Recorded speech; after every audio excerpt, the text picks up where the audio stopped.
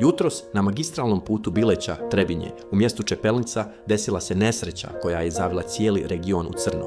Dvije mlađe djevojke izgubile su život u stravičnom sudaru putničkog automobila i kamiona. Ova tragedija koja se dogodila oko 9:30 ujutro ostavila je potresne slike i neizbrisivu bol iza sebe. Prema prvim informacijama sudar se dogodio iz još neutvrđenih razloga, a silina udara bila je tolika da su djevojke nažalost nastradale na licu mjesta. Doktori i medicinsko osoblje bolnice u Trebinju učinili su sve što je bilo moguće, ali reanimacija nije dala rezultat. Dvije mlade djevojke su dovedene bez znakova života. Nažalost, uprkos pokušajima reanimacije nismo uspjeli, rekla je dr. Tanja Novarlić, načelnica odjeljenja za intenzivnu njegu u Trebinju. Prema nezvaničnim informacijama, obje djevojke bile su državljanke Srbije. Ova vijest potresla je i njihove porodice i cijelu javnost, koja sa tugom prati razvoj događaja. Identitet stradalih još uvijek nije zvanično potvrđen, a tijela su prevezena na dodatne obdukcijske pretrage.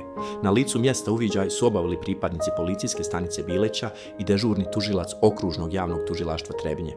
Saobraćaj je na toj dionici potpuno obustavljen, a alternativa za putnike je preusmjerena preko sporednih puteva. Ono što dodatno potresa jeste mladost ovih žrtava i činjenica da su njihovi životi prekinuti u trenu. U običnom jutarnjem putovanju koje je završeno tragedijom. Ostaje da se utvrdi tačan uzrok nesreće, uključujući brzinu, eventualnu klizavost puta i moguće tehničke probleme. Ova nesreća još jednom podsjeća koliko su putevi nepredvidivi i koliko pažnja i odgovornost u saobraćaju moraju biti apsolutni prioritet. Dvije mlade duše ugašene su u trenutku, a tuga i šok obavijaju porodice, prijatelje i sve koji su ih poznavali. Neka im je vječni mir. Iskreno saučešće porodicama.